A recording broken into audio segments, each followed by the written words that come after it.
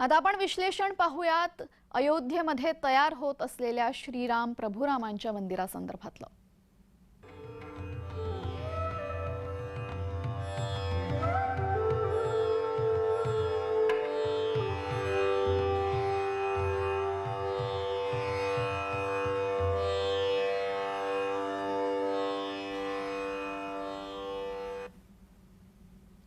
तर जानेवारी महिन्यामध्ये आपण पाहणार आहोत अयोध्येतलं भव्य राम मंदिर। आणि याच भव्य राम मंदिरासंदर्भातली एक महत्त्वाची बातमी आज समोर आलेली आहे। गोविंदगिरी महाराज यांनी पुण्यामध्ये बोलत असताना एक धक्कादायक वक्तव्य केलेलं आहे, धक्कादायक माहिती दिलेली आहे।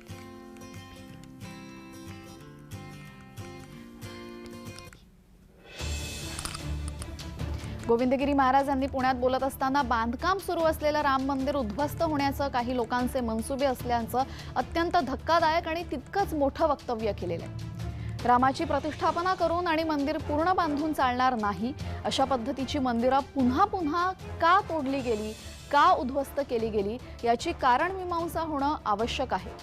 अयोध्येतील राम मंदिर जेव्हा उभं होतंय त्याच वेळेला अनेक लोकांचे मनसुबे असे आहेत की हे मंदिर उभं होऊ तर द्या, पण ज्याप्रमाणे जुनी मंदिरं नेस्तानुबूत झालेली आहेत त्याच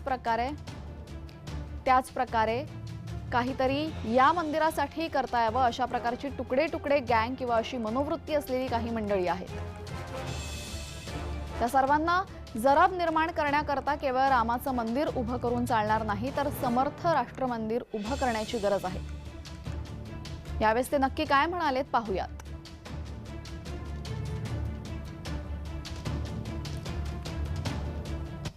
हे मंदिर जेव्हा उभं होत आहे त्याच वेळेला अनेक लोकांचे मनसुबे असे आहेत की मंदिर उभं तर होऊ द्या, ज्याप्रमाणे जुनी मंदिरं नेस्तनाबूत झाली तशाच प्रकारचं काहीतरी याही मंदिराकरता करता यावं। अशा प्रकारची तुकडे तुकडे गँग किंवा अशा प्रकारची मनोवृत्ती असलेली जी मंडळी आहेत त्या सर्वांना जरब निर्माण करण्याकरता केवळ रामाचं मंदिर उभं करून चालणार नाही, तर एक अत्यंत समर्थ राष्ट्र मंदिर उभं करण्याची आवश्यकता आहे। दरम्यान राम मंदिर प्रभू श्रीराम नक्की कुणाच्या निशाण्यावर आहेत या संदर्भात सांगतायत अभ्यासक परीक्षित शेवडे, पाहूयात। जमात ए पुरोगामी याचा अर्थ छद्म पुरोगामी लोक, जी बाहेरून तर दाखवतात की आपण किती पुरोगामी आहोत, आपण किती धर्मनिरपेक्ष आहोत, पण प्रत्यक्षात ते अत्यंत प्रतिगामी आणि अत्यंत धर्मांध असलेले असतात। अशाच लोकांकरता राम मंदिर हे सध्या त्यांच्या निशाणावर प्रामुख्याने आहे। आणि या सगळ्याचा आपण जर नीट छाननी केली तर आपल्याला असं लक्षात येईल की डाव्या विचारसरणीचे लोक ह्याच्यामध्ये प्रकर्षाने आघाडीवरती आपल्याला आढळून येतात।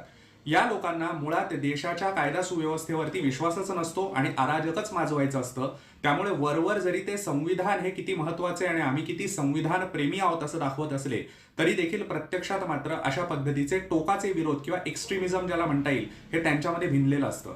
आणि त्यामुळे अगदी रीतसर न्यायालयीन प्रक्रियेने तो जो लढा हिंदूंनी उभारला आणि आज त्याला इतका संपूर्ण विजय क्लीन चिट मिळालेली न्यायालयाकडून, हे होऊन देखील राम मंदिराच्या बाबतीमध्ये देशात अराजक माजवायचं काम आणि देशामध्ये अशांतता माजवायचं काम डावी विषवल्ली ही प्रामुख्याने करते असं आपल्याला दिसून येईल। दरम्यान यामध्ये तुकडे तुकडे टोळीचा संदर्भ देण्यात आला। ही तुकडे तुकडे टोळी नक्की काय आहे पाहूयात सविस्तर। 9 फेब्रुवारी 2016 जवाहरलाल नेहरू विद्यापीठात एका कार्यक्रमाचं आयोजन करण्यात आलं होतं। संसदेवर हल्ला करणारा दहशतवादी अफजल गुरुच्या समर्थनार्थ हा कार्यक्रम होता। कार्यक्रमादरम्यान देशविरोधी घोषणाबाजी करण्यात आली। भारत तेरे तुकडे होंगे अशी घोषणाबाजी यावेळेस करण्यात आली। कन्हैया कुमार आणि उमर खालिद यांच्यासह काही विद्यार्थ्यांना देशद्रोहाच्या आरोपाखाली अटक करण्यात आली आणि नंतर 6 महिन्यांसाठी जामिनावरही सोडण्यात आलं। तेव्हापासून देशविरोधी वक्तव्य आणि कारवाई करणाऱ्या लोकांचं वर्णन तुकडे तुकडे टोळी म्हणून केलं जातं।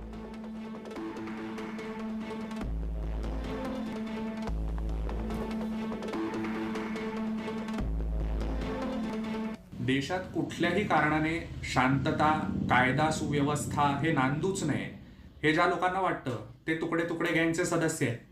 म्हणजे एखादी गोष्ट ही सर्वोच्च न्यायालयापर्यंत जाऊन माननीय सर्वोच्च न्यायालयाने दिलेल्या निर्णयानुसार घडतीये, याचाच अर्थ देशाच्या आत्ताला अस्तित्वात असलेल्या कायदा सुव्यवस्थेमध्ये बसून घडतीये.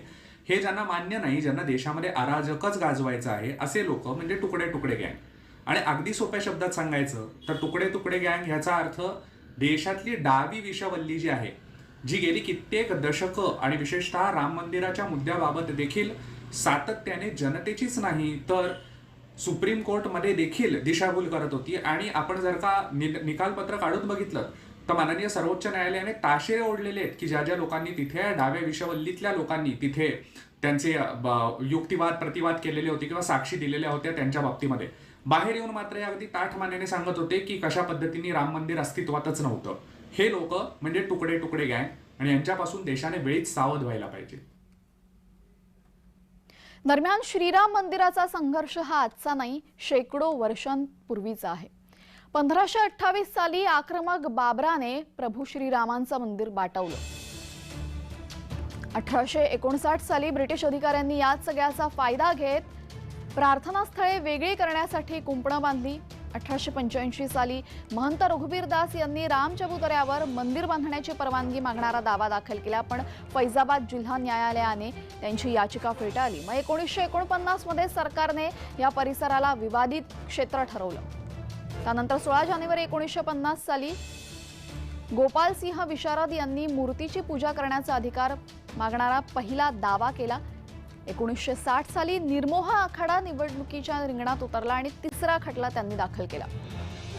त्यानंतर यूपी सुन्नी बोर्ड ऑफ वक्फ मशीद लगतच्या जमिनीच्या ताब्याचा दावा करण्यासाठी पुढे आले आणि अयोध्येतील वादग्रस्त जागेवर मंदिर बांधण्यासाठी विश्व हिंदू परिषदेने देशव्यापी आंदोलन सुरू केलं. 1986 मध्ये हरिशंकर दुबे यांच्या याचिकेवर जिल्हा न्यायाधीशांनी दर्शन करण्यासाठी मशिदीचे दरवाजे उघडण्याचे निर्देश दिले आणि या निर्देशांविरोधात मुसलमानांनी बाबरी मस्जिद कृती समितीची स्थापना केली. 1989 मध्ये अलाहाबाद उच्च न्यायालयाच्या लखनौ खंडपीठात विश्व हिंदू परिषदेचे माजी उपाध्यक्ष देवकी नंदन अग्रवाल यांनी नवा दावा दाखल केला आणि फैजाबाद न्यायालयासमोर प्रलंबित असलेले 4ही दावे न्यायालयाच्या विशेष खंडपीठाकडे हस्तांतरित करण्यात आले.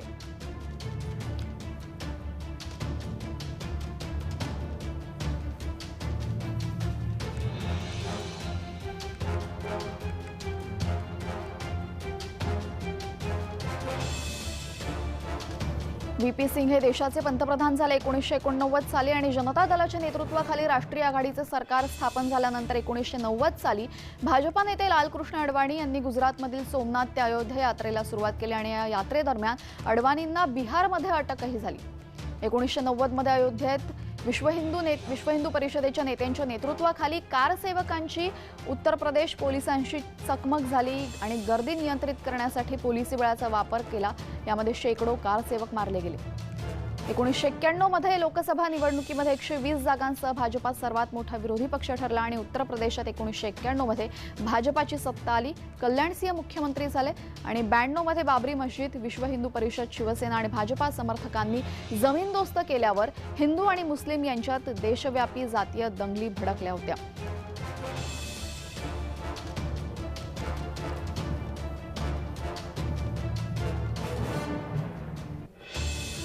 राम मंदिराचा प्रश्न हा 1992 पासूनचा प्रश्न आहे असं जरी देशात भासवलं जात असलं तरी देखील प्रत्यक्षात तो काही आत्ताच्या इतक्या अलीकडच्या काळातला प्रश्न नाहीये. त्याची सुरुवात ही होते पार अगदी बाबरापासूनच. आणि म्हणून बाबराने ज्या वेळेला तिथलं मंदिर ध्वस्त केलं आणि त्यानंतर तिथे जो विवादित ढाचा उभा केला तिथपासून असलेला राम मंदिराचा संघर्ष आहे, जो नंतर पुढे औरंगजेब आपल्याला माहिती आहे की अतिशय क्रूरकर्म आणि धर्मांध असलेला शासक होता, ज्याने पुढे आणखीन विध्वंस केला राम मंदिराचा. आणि हे सगळे टप्पे जर का आपण बघितले तर आपल्याला लक्षात येईल की हा काल आजचा संघर्ष नसून कित्येक शतकांचा असलेला संघर्ष आहे.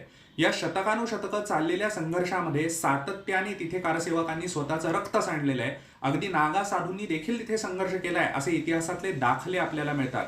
आणि ही सगळी गोष्ट लक्षात घेत असता आज राम मंदिर ज्या वेळेला आपल्या समोर नजरेच्या टप्प्यात आलेलं आहे, हा संपूर्ण हिंदू जनमानसाचा असलेला विजय आहे. त्याला कारण राम हा आमच्या आस्थेचा विषय, तो राष्ट्रीय श्रद्धेचा विषय. यासह जय विशेषमध्ये वेळ झालेली आहे. इथेच थांबण्याची सर्व प्रेक्षकांना जय महाराष्ट्र.